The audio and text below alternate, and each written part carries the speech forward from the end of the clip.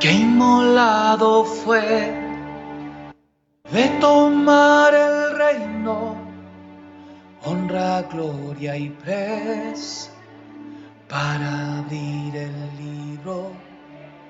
Nadie se encontró, Él fue solo digno, cante nuestra voz.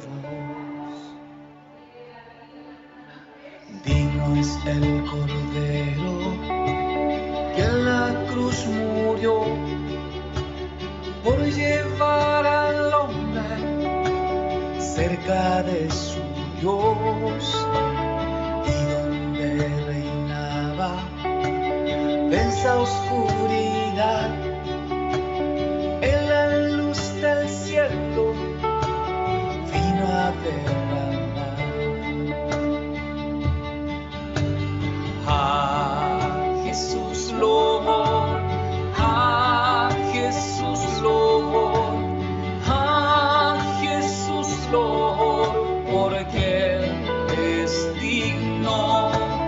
A Jesús Lord, a Jesús Lord, a Jesús Lord, porque Él es digno.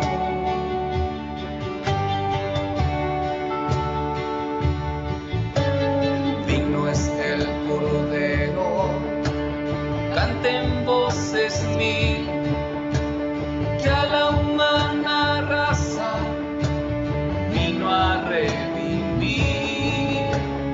Digno es el Cordero, salvación a Él, y al que está en el trono, hoy y siempre. Amén. A Jesús Lord, a Jesús Lord, a Jesús Lord, porque Él es digno. A Jesús Lord, a Jesús Lord, a Jesús Lord, porque Él es digno. A Jesús Lord, a Jesús Lord, a Jesús Lord, porque Él es digno. A Jesús Lord, a Jesús Lord, a Jesús Lord, porque Él es digno. Él es digno, Él es digno, Él es digno, Él es digno, Él es digno, Él es digno.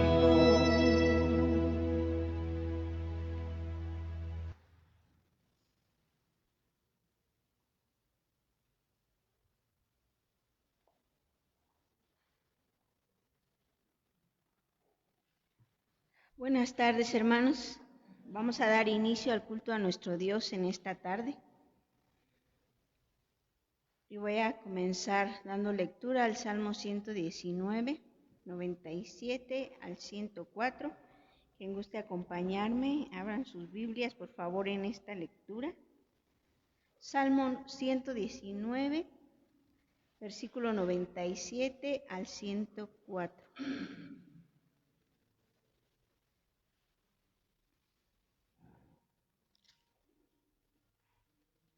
Salmo 119, versículo 97 al 104.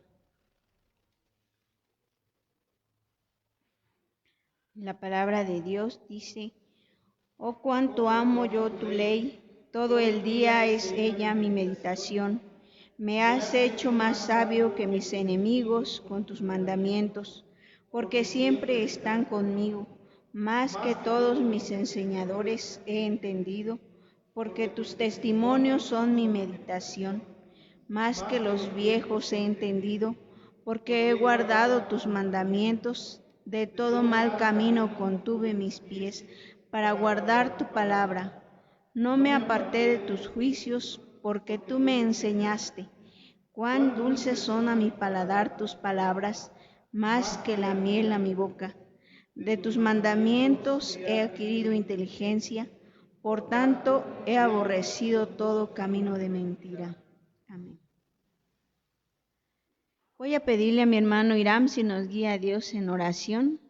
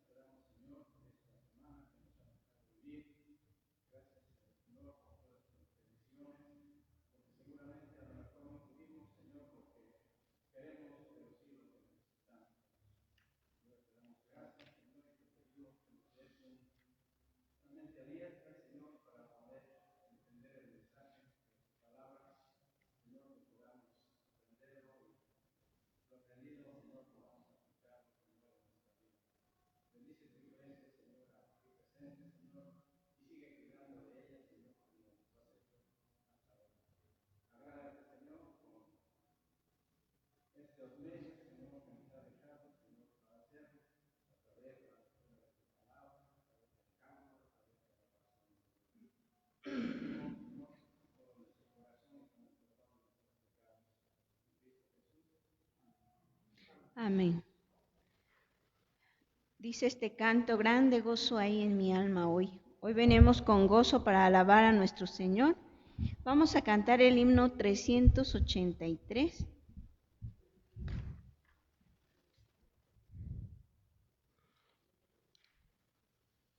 Bien, vamos a ponernos de pie, hermanos, vamos a entonar este himno. Vamos a cantarlo con alegría, hermanos, no estemos tristes, estemos alegres.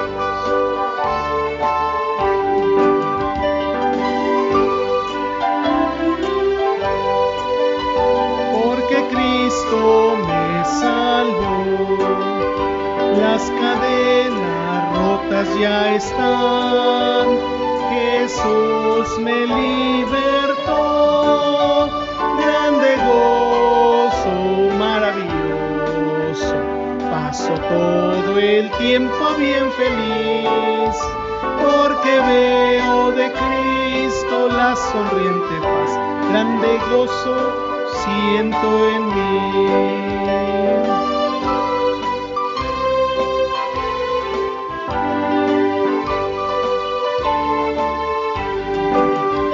Gratitud a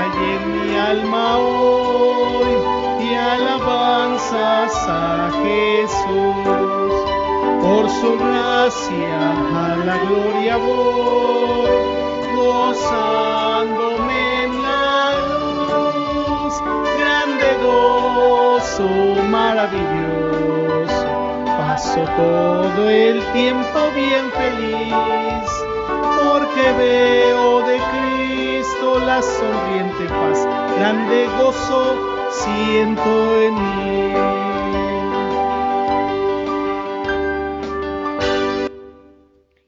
Pues hay que tener paciencia, hermanos, nos estamos adaptando todos a las pistas, ¿verdad? Pues sean bienvenidos a la casa de nuestro Dios. Vamos a cantar el himno 429, nos saludamos, un hola así de lejecitos a los que no alcancemos, y sean todos bienvenidos a la casa de nuestro Dios. Bien, pues saludamos, hermanos. Dios les bendiga a todos mis hermanos y hermanas que están aquí en la casa de Dios, a quienes nos ven desde casa también a través de Facebook, también les saludamos con mucho cariño. Vamos a cantar este himno.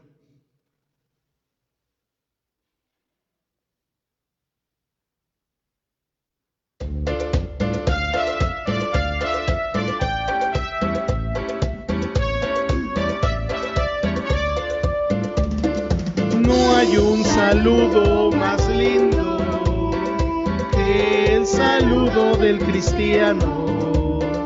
No hay un saludo más lindo que el saludo del cristiano. Le da la mano y le dice: Dios te bendiga, mi hermano. Le da la mano y le dice: Dios te bendiga, mi hermano. Dios te bendiga, Dios te bendiga. Saludos, bienvenidos hermanos y hermanas, bienvenidos, bienvenidas. Dios te bendiga, Dios te bendiga. Dios te bendiga, mi hermano. Dios te bendiga, Dios te bendiga, mi hermano. Dios te bendiga, Dios te bendiga, Dios te bendiga, mi hermano. Pues no se sienten, hermanos, vamos a seguir alabando el nombre de nuestro Dios. Ahora vamos a hacerlo por medio del himno 268. Hechos 10:44 nos dice esto: el Espíritu Santo cayó sobre todos los que oían. Vamos a entonar este himno, la canción del Espíritu.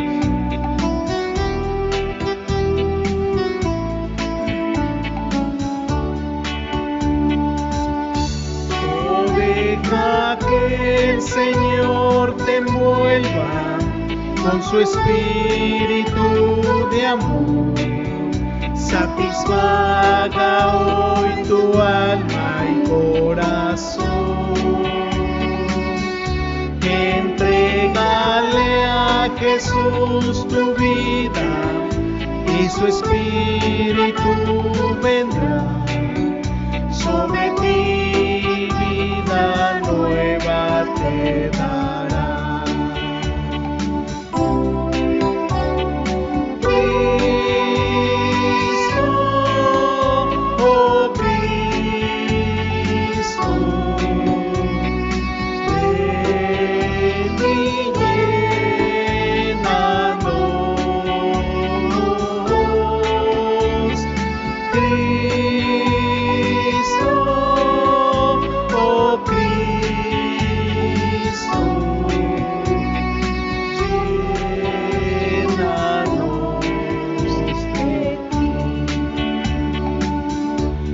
Alzamos nuestra voz con gozo, nuestra alabanza a ti.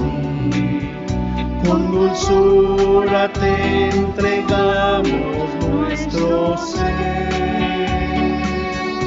Entrega toda tu tristeza en el nombre de Jesús, y abundante vida hoy tendrás en él.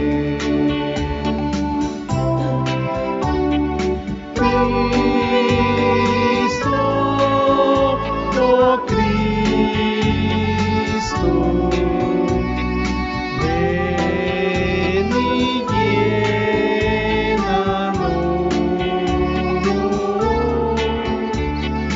Cristo, oh Cristo, llénanos de ti.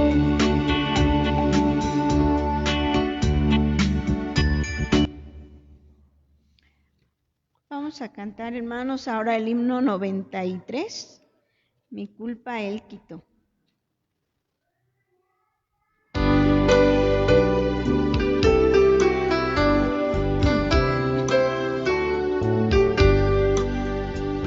Cansado y triste a Cristo yo acudí, mi culpa Él quitó, mi culpa Él quitó, mi corazón al fin se vio feliz, mi culpa Él quitó, mi culpa Él quitó, mi culpa Él quitó, y siempre mi alma guardará. Soy feliz, yo canto por doquier, mi culpa Él quitó. No temo ya de mal condenación, mi culpa Él quitó, mi culpa Él quitó. Mi fuerza es Él en toda tentación, mi culpa Él quitó. Mi culpa Él quitó, mi culpa Él quitó, y siempre mi alma guardará. Soy feliz, yo canto por doquier, mi culpa Él quitó. El peso de mis faltas grave fue, mi culpa Él quitó, mi culpa Él quitó, y libre ya camino por doquier, mi culpa Él quitó. Mi culpa Él quitó, mi culpa Él quitó, y siempre mi alma guardará. Soy feliz, yo canto por doquier, mi culpa Él quitó. ¿Alguien ha experimentado esto alguna vez, hermanos?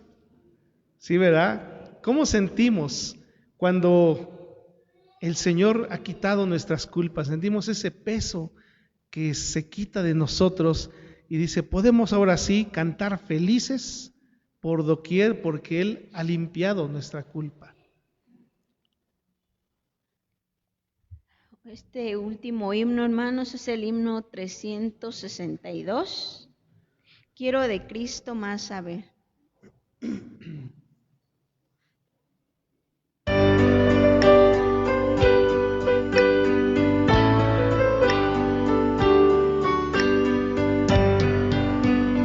Quiero de Cristo más saber, más de su amor para salvar, más de su gracia quiero ver, más del perdón que puede dar, más aprender, más alcanzar, más de su gracia quiero ver, más de su amor para salvar.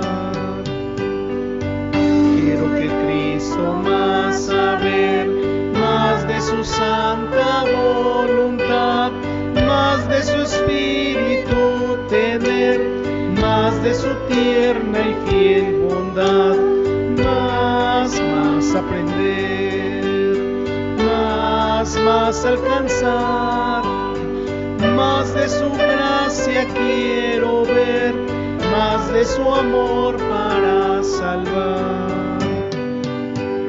Más con Jesús yo quiero estar en una dulce comunión, quiero su voz aquí escuchar y de ella ser mi posesión. Más aprender, más alcanzar, gracia quiero ver, más de su amor para salvar.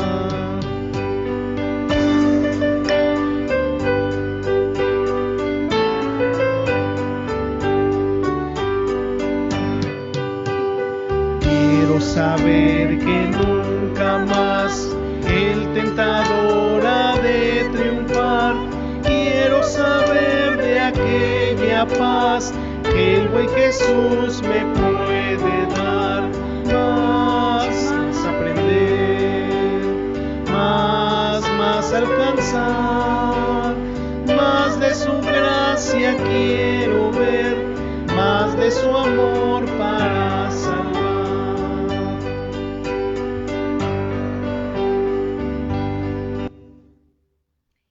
Bien, pueden sentarse, hermanos. Voy a invitarles ahora a abrir sus Biblias. Vamos a tener esta lectura bíblica que se encuentra en Apocalipsis 22, del versículo 16 al 21. Apocalipsis 22, del versículo 16 al 21.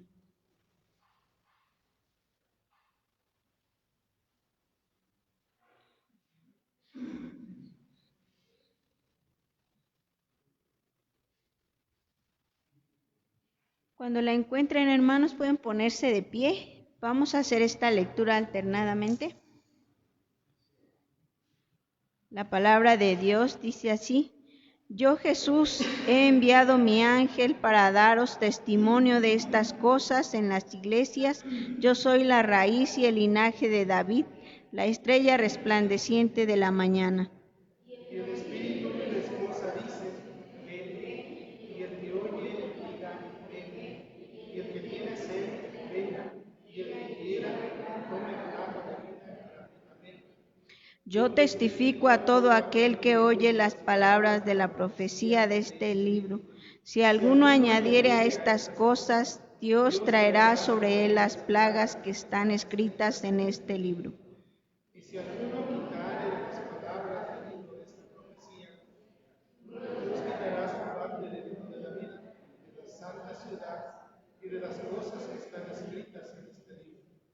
El que da testimonio de estas cosas dice: ciertamente vengo en breve. Amén. Sí, ven, Señor Jesús. Todos, la gracia de nuestro Señor Jesucristo sea con todos vosotros. Amén. Vamos a escuchar el mensaje que Dios tiene para nosotros en esta tarde en labios de nuestro pastor, la historia de la Biblia en el Nuevo Testamento.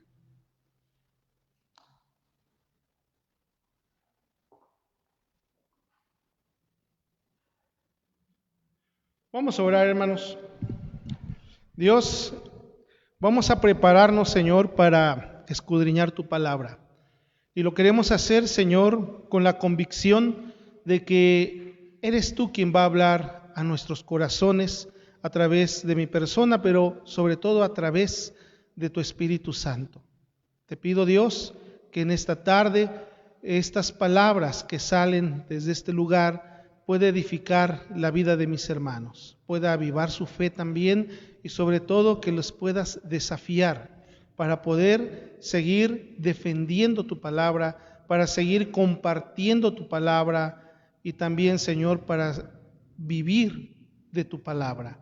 Habla, Señor, en esta tarde a tu pueblo, te lo pedimos en el nombre de Jesús. Amén. Amén. Estamos continuando entonces con la segunda parte de este recorrido, de esta historia de la conformación de la palabra de Dios, ahora a través del Nuevo Testamento. El domingo anterior hablábamos de cómo poco a poco se fue conformando lo que se llegó a conocer con esta palabra, la Tanaj. Y la Tanaj, si ustedes recuerdan, era esa colección de libros que se componen del Antiguo Testamento. No en la estructura como nosotros hoy la tenemos. Si alguien por ahí recuerda cómo está estructurado el Antiguo Testamento. ¿Alguien se acuerda? El Pentateuco, luego tenemos libros históricos, libros, ¿qué más? poéticos o sapienciales, también se les llama, porque es de la sabiduría, y después vienen los libros proféticos, ¿verdad? Y se dividen profetas mayores, profetas menores, y así está estructurado el Antiguo Testamento a como nosotros lo conocemos. Pero a como lo dividieron los judíos, los eruditos, los rabinos, ellos lo dividen en 3 grandes áreas. ¿Se acuerdan cuáles son? El primero, que es lo mismo que nosotros manejamos, el Pentateuco. A ellos no le llaman Pentateuco, le llaman Torá, la Torá, ¿verdad? Después tenemos los escritos, ¿sí? Que son los Ketubim, toda esa colección de escritos históricos, sapienciales, todos son los Ketubim. Y la última sección son los que se le conocen como los Neevim. Y en los Neevim, en esta colección, están todos los escritos de los profetas. Tanto lo que nosotros conocemos como profetas mayores y profetas menores, también se le agregan ahí los libros de Samuel, que nosotros los tenemos en los libros históricos, ellos los tienen en la colección de los Neevim. Entonces, hay algunas pequeñas diferencias. Pero después de que termina el libro de Malaquías, de los profetas menores, aproximadamente en el año 400 antes de Cristo, hay un periodo que se le conoce como el periodo intestamentario o el periodo del silencio. Porque en ese tiempo no se escribió nada. Los profetas no escribieron nada. Pero no porque no escribieron nada los profetas, no quiere decir que nadie escribió nada. Hay un libro, o más bien son 2 libros, que recaban la historia de Jerusalén en ese lapso de tiempo, en donde surge el pueblo de los Macabeos. ¿Han escuchado este nombre o estos libros? Primero y segundo de Macabeos, ¿verdad? En donde narran algunos hechos históricos que tal vez no tengan el valor para considerarlo como divinamente inspirados, por eso es que no lo tenemos nosotros, porque los rabinos judíos dijeron que no contaba con los elementos necesarios para poder ser considerados como de inspiración divina. Pero narran la historia del pueblo en esos 400 años que se le conoce como del silencio. Viene Jesús. Jesús empieza a desarrollar su ministerio y nos adentramos al Nuevo Testamento. Pero en aquellos tiempos de Jesús no se escribe nada tampoco. No se escribe nada.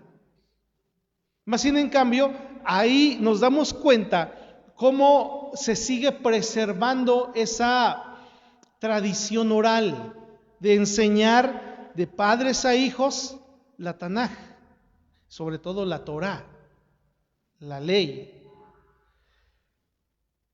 Jesús lee la Torá. Cuando él está en el templo a los 12 años, está leyendo la Torá. El Nuevo Testamento da evidencias de que Cristo, de que sus discípulos y de que la primera generación de cristianos tenían como base escritural el Antiguo Testamento, lo que nosotros conocemos como el Antiguo Testamento. Después de que muere Jesús, tienen que pasar todavía algunos años para que alguien se animara a escribir algo de Jesús. No se sabe quién, no se sabe la fuente fidedigna de los primeros escritos, pero son por ahí pequeñas notas que se empiezan a escribir, que se empiezan a recabar, y a esto se le conoce como la fuente Q, porque pues no se sabe, pero así se le conoce, la fuente Q. De esta fuente Q se dice que toma Juan Marcos. ¿Alguien sabe quién es Juan Marcos? Suena un poquito el nombre. No fue apóstol. Juan Marcos era sobrino ¿de quién?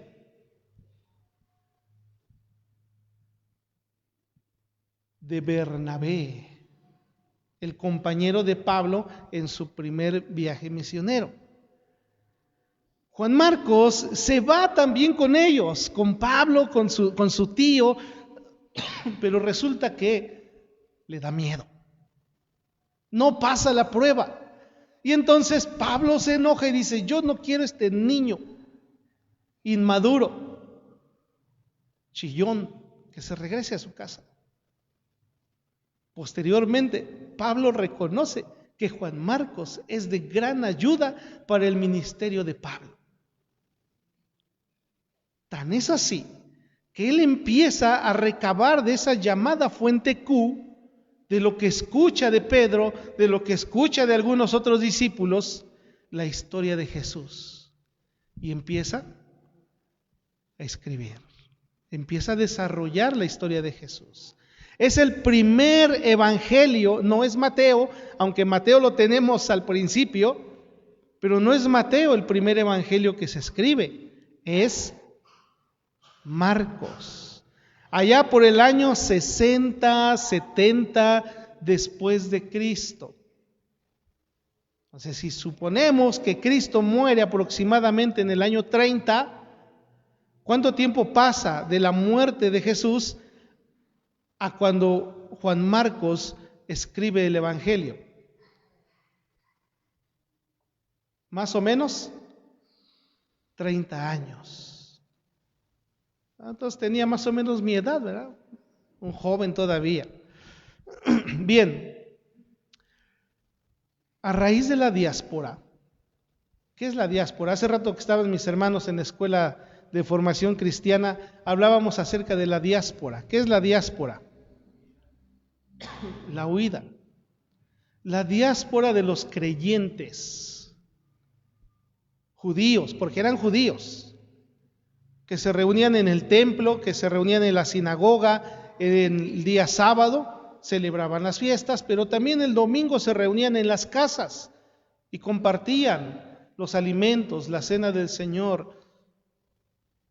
Poco a poco fueron desplazados por los ortodoxos judíos y dijeron: nosotros no tenemos nada que ver con aquellos que se llaman cristianos. Los desconocemos. No son parte de nosotros. Y entonces tanto ellos como también el mismo gobierno romano y griego los empiezan a excluir. Y ellos tienen que salir de Jerusalén. Y se empieza a cumplir esa profecía que declara el Señor Jesús. Me van a ser testigos en Jerusalén, en Judea, en Samaria y hasta lo último de la tierra. Y entonces viene esa diáspora, esta dispersación de creyentes a distintas comunidades más alejadas, inclusive a otros países, y ahí es sembrado el evangelio, pero siguen siendo perseguidos. La persecución cada vez es más y más fuerte, viene Nerón, viene Domiciano, y entonces muchos creyentes que no estaban bien cimentados en la palabra empiezan a abandonar su fe, lo que se le conoce como la apostasía. Apostatan de su fe. La iglesia poco a poco se va menguando, y entonces surge la necesidad de seguir compartiendo la palabra, que es el Antiguo Testamento, y un mensaje de ánimo a estas nuevas comunidades cristianas. E idean una metodología muy particular, que es la epístola. las cartas. Pablo, que es uno de los más reconocidos en tener más cartas en el canon del Nuevo Testamento, tiene 13 cartas, desde Romanos hasta Filemón. Empieza a escribir a las iglesias para animarlas, para reprenderlas, para enseñarles. Principalmente son esas 3 características: animarles, reprenderles o corregirles y también educarles. No solamente Pablo, hay otros apóstoles que también mandan cartas. ¿A quiénes tenemos? Acuérdense, aparte de Pablo. No, Timoteo no, él es discípulo de Pablo. Pedro, otro que escribe cartas. Juan, uno más. Están un poquito difíciles, pero yo sé que sí se acuerdan. Judas, así es. Y hay uno más por ahí, Santiago. ¿Sí? Santiago. Bien. Entonces, cada uno de ellos empieza a utilizar esta nueva metodología de enseñanza y, por supuesto, de transmisión de la palabra de Dios. Ya no es solamente el Antiguo Testamento, sino también ahora poco a poco se va conformando lo que a la postre se conoce como el Nuevo Testamento. Hebreos, aunque no tiene un autor definido, hermanos, esta carta es bien importante. Es una carta, hay que decirlo, porque tiene el destinatario hacia los hebreos. Es muy importante porque a través del libro de los Hebreos se van a explicar muchas de las prácticas de los judíos como un símbolo y como una preparación de ese camino que va a conducir a Cristo. Habla de las ofrendas, del sacerdocio, habla de distintas prácticas que se realizaban en el judaísmo, y la carta a los Hebreos dice, todo esto tiene un objetivo: Cristo. Hacia allá va encaminado todos los rituales, el sistema judío realizaba en el Antiguo Testamento y hasta la fecha. Hacia allá va dirigido, hacia el gran sumo sacerdote. Pero tal vez van a decir, bueno, el pastor se olvidó de algo bien importante. No mencionó a los evangelios, no mencionó el libro de Hechos. Todavía no llego a Apocalipsis, así es que todavía no me pueden decir eso. Pero, por ejemplo, algo bien interesante en los evangelios es que estos evangelios se repiten 4 veces. Yo no sé si alguien de ustedes se ha preguntado, tal vez lo sabe, ¿verdad? ¿Por qué 4 veces se repite lo mismo? O por lo menos 3. Hay uno que se diferencia un poquito más de los otros. Pero ¿por qué 3 o 4 evangelios hablan de lo mismo? ¿Alguien nos puede ayudar en esto? Bueno, los 4 narran la vida, la vida, el ministerio, la muerte de Jesús, los 4. Y cada uno de ellos va a aportar distintas características, distintas situaciones que van a llenar un panorama. Es como si nosotros vemos un dado grandote, del tamaño del templo. Y hay algunos hermanos que están de un lado del jardín, del otro lado del jardín, otros están por la calle, otros están por acá, y otros más están acá en la casa pastoral viendo desde arriba. Y los que están acá dicen, pues es que yo nada más veo un puntito. El que está acá dice, yo veo 6. El que está arriba dice, yo veo 4. Y cada uno de ellos lo va a ver distinto. Pero están hablando todos del mismo dado. ¿Sí? Y poco a poco se van pasando la voz. Es que yo vi uno. No, no es uno, es que yo veo 6. Yo veo 5. Ah, bueno, entonces eso nos habla de que no es nada más un solo lado, sino son varios lados. Y cada uno tiene distintos matices. Los 4 evangelios van a abrir un panorama más amplio acerca de la vida y ministerio de Jesús.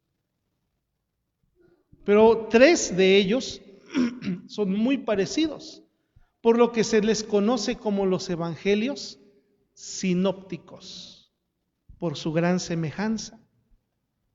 El primero de ellos, ya lo dije hace un momento, a ver si se acuerdan, es el evangelio de...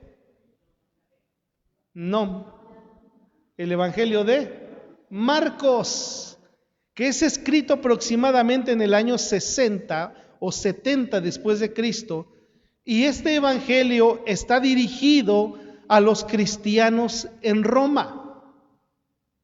Hacia allá está su intención, la intención de Marcos. Mateo es el segundo evangelio en orden cronológico. Mateo es el segundo, que se escribe aproximadamente de entre el año 80 y 90 después de Cristo. Y algunos dirán, híjole, ¿y a poco todavía podía escribir Mateo tan viejito? Bueno, se dice que pudo haberlo escrito exactamente Mateo de puño y letra, o tal vez alguno de los discípulos de Mateo o algún maestro de la ley que había sido convertido al cristianismo. No se sabe a ciencia cierta quién escribe este evangelio, pero por lo que dice, es una persona conocedora del Antiguo Testamento. Es judío, netamente judío, por la forma en cómo inicia, con la genealogía, para poder justificar humanamente de dónde proviene el Mesías. Que esa tribu de Judá trae un linaje que desemboca en Jesús. Y se cuentan las genealogías, 14 en 14 en 14, ¿verdad? Este evangelio está dirigido a los cristianos que viven en Jerusalén. Es netamente judío, porque está dirigido a ellos y a aquellos judíos convertidos. El evangelio de Lucas, por el contrario, que es el tercero, es escrito por un no judío en el año entre el 85 y 95, casi a la par de Mateo. Entre el 85 y 95 es escrito no por un judío, sino por un griego. Lucas, el médico. Él empieza a hacer un recuento más organizado de los hechos de Jesús. En su dedicatoria a Teófilo dice: me ha parecido bien presentarte de una manera más ordenada todos estos acontecimientos que hemos escuchado.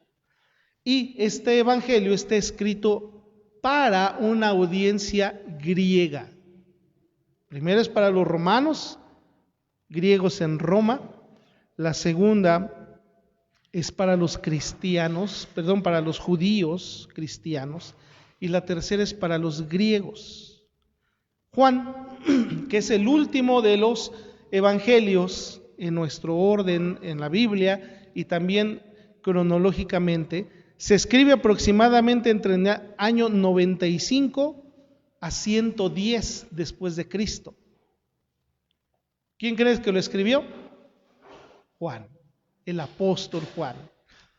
Ahora, su estructura va a ser muy distinta al de los sinópticos, pues va a narrar los hechos de Jesús desde sus experiencias personales, cosa que no puede hacer Marcos, porque no fue discípulo directo de Jesús, que no puede hacer Lucas porque tampoco lo fue, que hay una duda de que Mateo realmente haya escrito este evangelio, pero puede que sí haya sido, y también cuenta sus experiencias, pero la prueba fidedigna de que Juan es el autor es la forma en cómo él narra sus hechos, desde su óptica, desde su experiencia con Jesús, y está dirigido a creyentes tanto judíos y griegos. Estos escritos, hermanos, empiezan a producir en nuevos materiales. Hace 8 días hablábamos de algunos, ¿se acuerdan por ahí? De algunos, por lo menos 2, 3. Tenemos que los más antiguos eran hechos de barro, que se llaman tablillas. Tablillas. Después tenemos, no, el papiro todavía no sigue, hermano.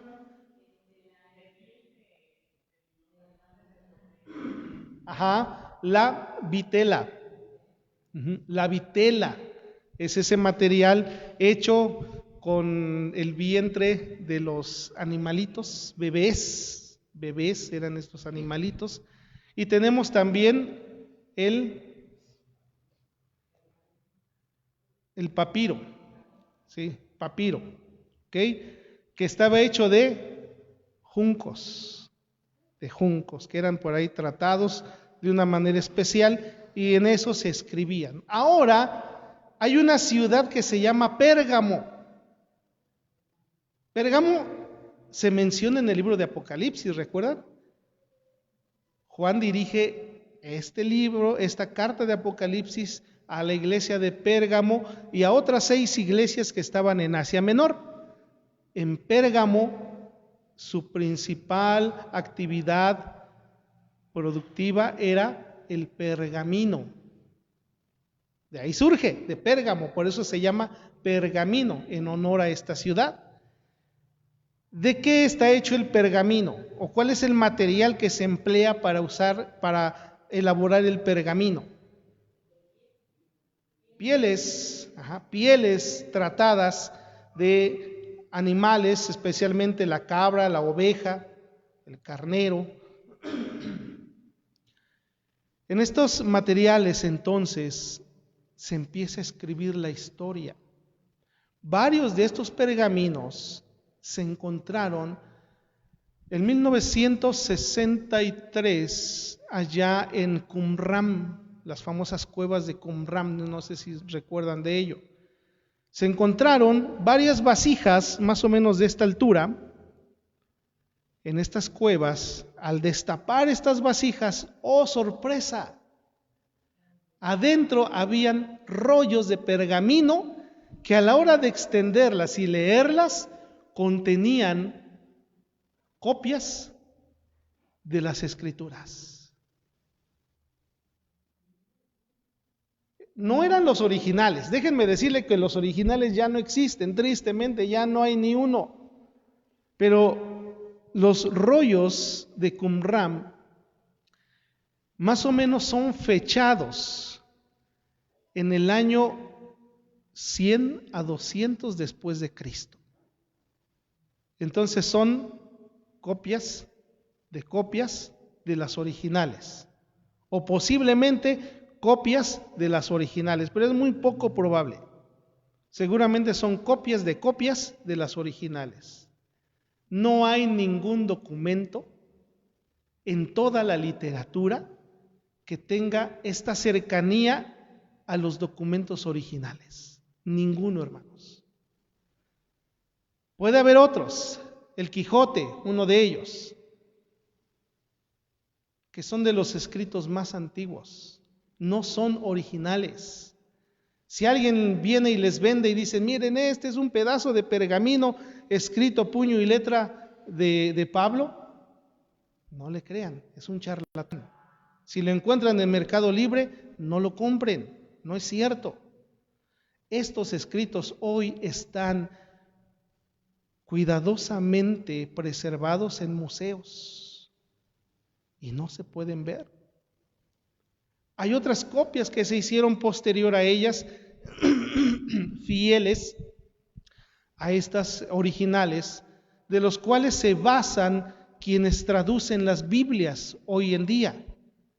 Y si ustedes ven alguna de sus Biblias, al principio dice copia fiel del original, o esta es una traducción de los originales griegos y hebreos. No es cierto, no es de los originales. Son de copias que se hacen de los existentes. Pero todo esto, hermanos, yo se los comento porque quisiera que valoráramos realmente lo que tenemos en nuestras manos. Es una historia tal vez muy comprimida, muy resumida, pero que nos rescate el valor de estas escrituras. Es cierto, sabemos que entre copia y copia, así como el teléfono descompuesto, la historia va cambiando. Se le van añadiendo, se le van quitando porque no se entendía bien cómo escribió el otro y pues quién sabe si este es A o este es O o este es E, porque las tres se parecen, pues yo le pongo A. Y entonces poco a poco van cambiando las traducciones. Pero los escritos que tenemos se compararon con los rollos de Qumran y hay una gran similitud, lo que nos hace, hermanos, pensar que la escritura que tenemos es lo más parecido al original. Y esto debe de rescatar el valor de estas escrituras. Ojo, ya con esto termino, hermanos. Dice Apocalipsis, si hay alguna profecía de la cual se le añadieren cosas, ¿qué va a pasar? Dios los va a juzgar. Si hay algo que se le quite de estas palabras, Dios los va a juzgar. ¿Sí? Esta es una advertencia para que cuando nosotros compartamos la palabra, tratemos de hacerlo también de una manera lo más fiel que se pueda a lo que nosotros tenemos y leemos. Apocalipsis, por último, es una historia de vida y de esperanza del futuro de la iglesia, que va a trascender ¿hasta dónde? Hasta la segunda venida de Cristo, en donde usted y yo estamos también incluidos. Que Dios les bendiga, hermanos. Vamos a continuar.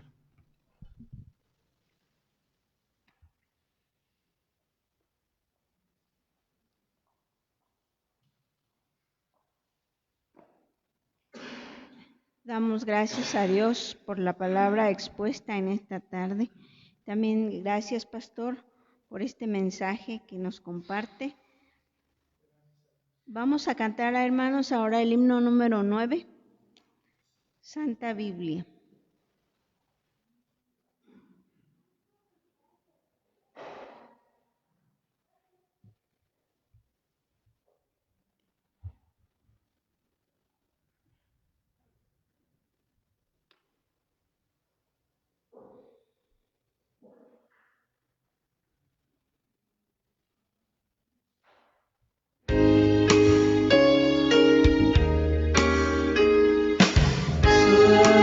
Biblia para mí, eres un tesoro aquí, tú contienes con verdad la divina voluntad, tú me dices lo que soy, de quién vine y a quién voy.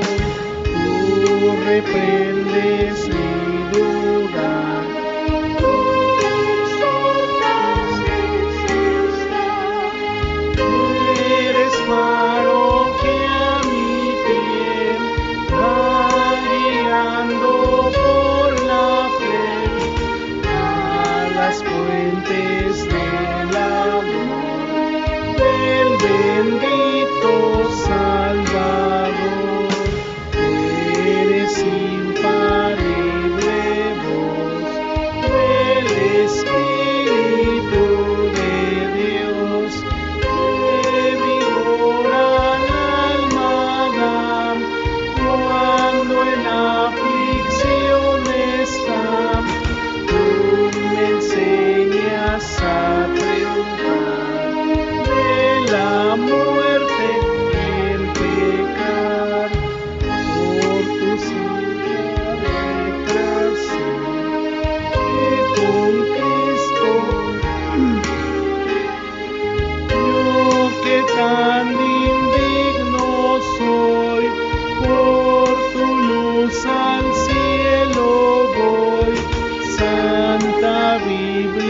para mí.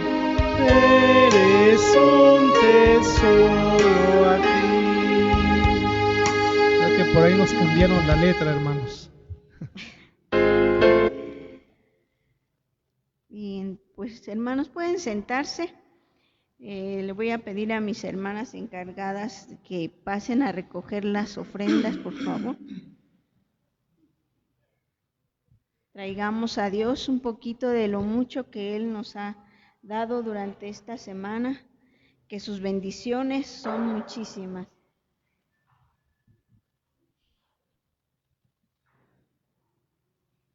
Vamos a cantar el himno 443.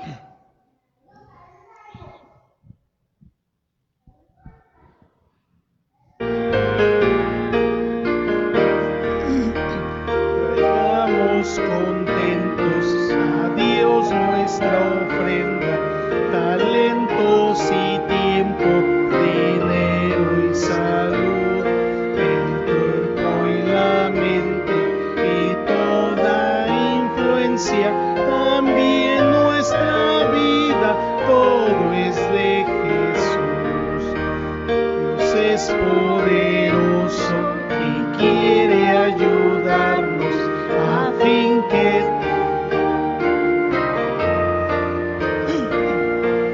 sus bendiciones no habrán de faltarnos si somos constantes en el ofrendar. Vamos a orar, hermanos. Puestos de pie, por favor.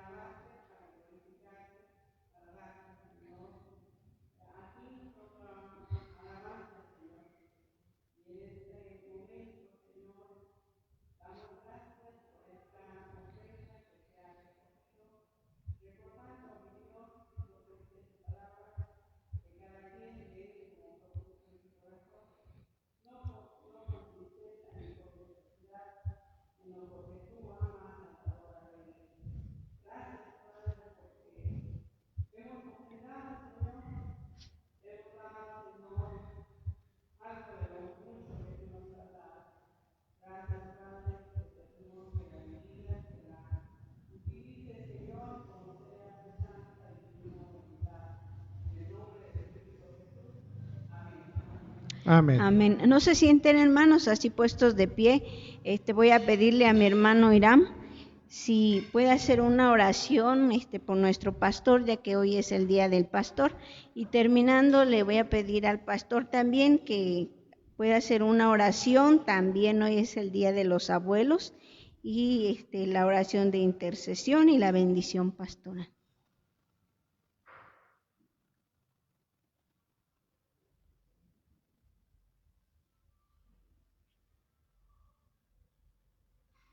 Adelante, hermano Irán.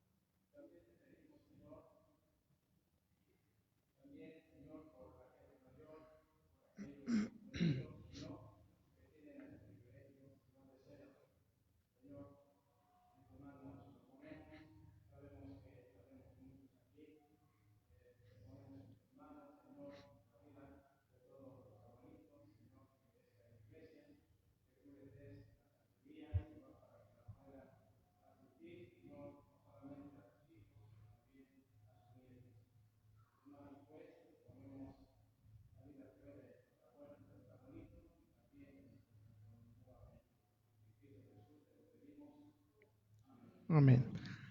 Antes de que se sienten, hermanos, Levítico capítulo 19, versículo 32 dice esto: delante de las canas te pondrás en pie, honrarás al anciano y a tu Dios temerás, yo soy el Señor. Esta es la palabra de Dios. Es una enseñanza hacia los hijos, hacia la gente de menor edad, para poder honrar a los ancianos. En este día, de manera cultural, social, se ha dedicado para honrar precisamente a las personas de mayor edad. En nuestra cultura se está perdiendo ese respeto hacia el anciano. Podemos ver cómo muchos jóvenes se burlan de ellos, a veces a espaldas. Perdón, y lo digo con respeto para cada uno de mis hermanos y hermanas, pero a veces he escuchado a jóvenes que se burlan de ellos, de distintas expresiones, o a veces tienen el atrevimiento de insultarlos o de golpearles, de maltratarlos. La palabra de Dios nos habla de lo contrario. Debemos de honrarlos. En otras culturas, los ancianos son sinónimo de respeto. No se cuestiona su autoridad, no se cuestiona su sabiduría, simplemente se aprende de ellos. Así es que hoy, jóvenes, señoritas, hermanos de menor edad, aprendamos a honrar, a respetar y a aprender de los ancianos. Y a mis hermanos y hermanas que tienen esta bendición, también honren al Señor y sean ese buen ejemplo para quienes vamos detrás de ustedes. Dice Proverbios 16:31, la cabeza canosa es corona de gloria. Estas canas, no las escondan. Yo sé que a veces dicen, no, pues una pintadita no hace nada de mal. No, está bien, pero que esas canas que ustedes tienen, dice la palabra, que sea esa corona de gloria o de honra, y sigue diciendo el texto, y se encuentren en el camino de la justicia. Porque en los ancianos está la sabiduría y en largura de días el entendimiento. Que Dios les bendiga, hermanas y hermanos, ancianos, ancianitas, ancianitos, y que no digan, pues es que ya estoy viejita, viejito, ¿ya qué puedo hacer? No, hay mucho por hacer todavía. Tal vez ya las fuerzas físicas no sean las mismas de antes, pero su espíritu, su sabiduría, es de gran ayuda para sus familias y por supuesto para la iglesia. Pues ya hizo la oración nuestro hermano Irán y solamente me queda decirles a ustedes que Dios sea en sus vidas. Muchas felicidades. Bueno, vamos a orar ya para despedirnos, tener la oración pastoral. No recibí en este día peticiones, pero yo sé que hay en su corazón peticiones delante de nuestro Dios, así es que vamos a orar. Padre eterno, hoy ponemos en tus manos la vida de cada uno de estos ancianitos, ancianitas. Y no por decir esta palabra, Señor, solamente lo limitamos a personas que tal vez ya están con bastante edad, sino que, Señor, lo hacemos con todo respeto, honrando su vida, honrando sus enseñanzas, porque la etapa de la vejez no es una etapa de desprecio, no es una etapa de maltrato, sino es una etapa en la cual cada uno de mis hermanos y hermanas tiene mucho que enseñar, tiene también ese ejemplo que sirve para muchos de nosotros. Hoy nos sentimos honrados por la vida de nuestros hermanos y hermanas en esta etapa de su vida. Y también, Señor, oramos por cada uno de los pastores que has traído a esta iglesia. Hoy me toca estar al frente de ellos y te doy gracias porque me das esta oportunidad, pero a lo largo de los años de vida de esta iglesia ha habido varios pastores. Algunos de ellos, Señor, ya han sido llamados a tu presencia, algunos aún todavía siguen trabajando en tu obra y oramos también por cada uno de ellos, por sus familias. Te rogamos, Señor, también por cada uno de los pastores que integran al presbiterio Jesucristo es el Camino, que también les bendigas y les guardes a cada uno de ellos y a sus familias. Ponemos en tus manos, Señor, a nuestro municipio, a Tuxpan, para que tú puedas traer la paz a esta comunidad, que puedas, Señor, también proteger a tu iglesia, proteger a cada una de las familias que la componen, Señor, de cualquier peligro que pudiera haber, Señor, pues cada uno de ellos tiene que salir a su trabajo, a sus actividades, que tú guardes su salir y su regreso, Señor. Oramos también, oh Padre eterno, en este día por cada familia que integra esta iglesia. Sabemos que hay algunos que no han podido venir por situaciones de enfermedad, por alguna situación también de la edad, ya no pueden trasladarse a este lugar y es por eso que seguimos transmitiendo estos cultos. Pero también es cierto, Señor, que en algunas familias ha caído la apatía, ha caído la comodidad y, Señor, ya no se reúnen en este lugar no porque haya una necesidad, sino simplemente porque han optado por la parte cómoda. Te rogamos que tú redargullas esos corazones, que tú vuelvas a encender esa llama de tu Espíritu Santo en sus vidas y, como dice tu palabra, ardan en deseo de anhelar por estar en tus atrios. Oramos, Señor, por un avivamiento en tu iglesia. Oramos, Señor, por una protección de tu iglesia. Oramos, Señor, también por una bendición especial para cada una de las familias que componen esta iglesia, el Buen Pastor. Permítenos, Señor, ser luz en medio de la oscuridad, ser sal en este mundo, en esta tierra en donde tú nos has puesto. Quédate, Señor, con cada uno de nosotros. Oramos por nuestro hermano Iván Noé, que se encuentra un poco mal en su salud, que tú seas con él y que tenga un pronto restablecimiento, Señor. Guarda y bendice a tu pueblo en esta tarde. En el nombre de Jesús te damos gracias. Amén. Amada iglesia, que la gracia de nuestro Señor y Salvador Jesucristo, el amor de nuestro Padre y la comunión de su Santo y Divino Espíritu sea sobre cada uno de ustedes, sobre toda la iglesia del Señor, ahora y siempre. Amén. Amén.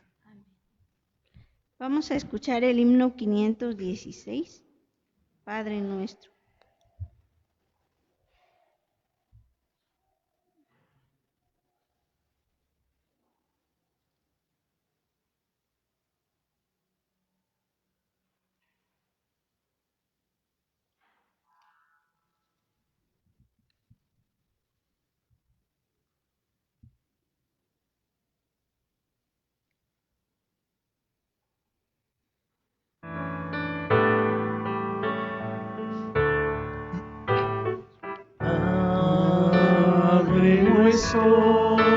Que estás en los cielos, santificado sea tu nombre. Venga a nosotros, venga tu reino, hágase voluntad, así en la tierra como en el cielo. El pan danos hoy, nuestro pan de cada día. Perdónanos nuestras deudas, así como nosotros perdonamos a nuestros deudores. Y no nos dejes caer en tentación, mas líbranos del mal.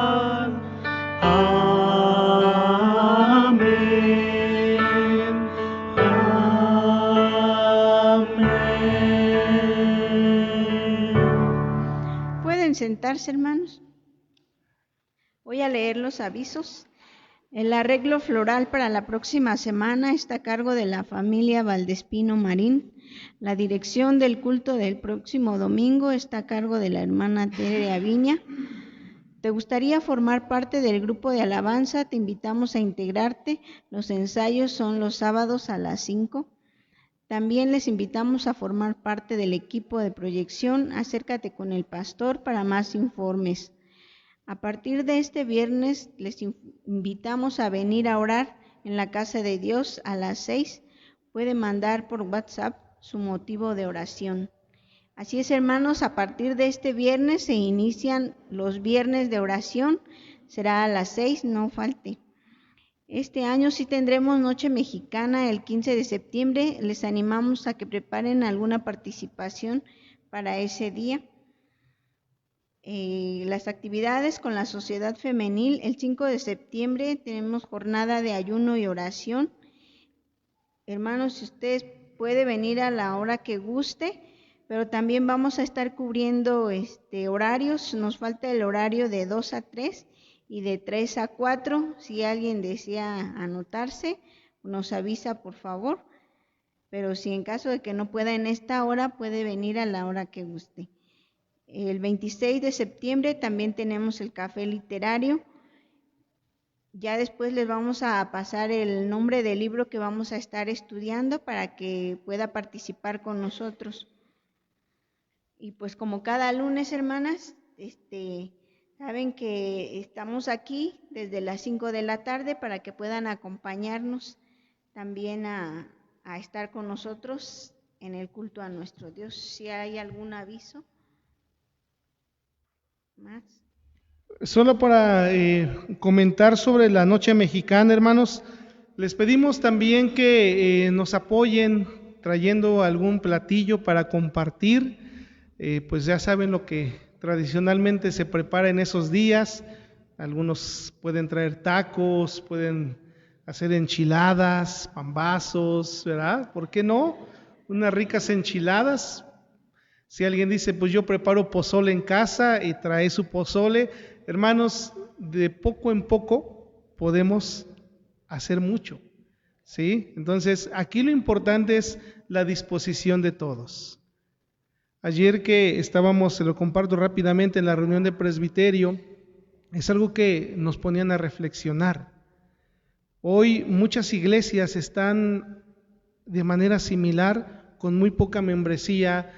Las ofrendas de las iglesias ha bajado considerablemente, los diezmos, pero decían, muchos también han dejado de dar, porque dicen, es que, ¿cómo voy a dar 1 peso o 2 pesos o 10 pesos? Es muy poco para Dios. No, para Dios nada es poco. Lo importante es la disposición de nuestros corazones. Y dice, si su corazón dispone de dar 1 peso o 2 o 10 o 20, adelante, porque de todo eso se va a multiplicar, va a haber abundancia. Y lo mismo podríamos decir con respecto a la convivencia. De poco en poco, hermanos, podemos hacer también que eso se multiplique, que haya bendición en esa disposición de ustedes, porque van a decir, ay, ¿y por qué yo tengo que llevar tostadas? Que lo lleve otra hermana, yo no puedo, yo si acaso 2 taquitos, bueno, pero que haya en su disposición mandar 2 taquitos o venir con 2 taquitos, porque esos 2 taquitos con los otros 2 y otros 20, otros 50, otro que traiga 100, va a haber suficiente para todos, pero se necesita de esa disposición, ¿sí? No solamente de traer, sino también de asistir. Se está preparando esta actividad entre todos para que todos participemos. Ese es el fin de la convivencia, que todos participemos. Si alguien dice, pues yo tengo ahí una poesía que dije cuando era niña o niño, pues rescate esa poesía, vuélvale a dar otra lectura y aquí pues lo puede decir en esta convivencia. Alguien puede decir, pues yo puedo cantar algún himno o algún canto alusivo a la Noche Mexicana o a las fiestas patrias, puede hacerlo.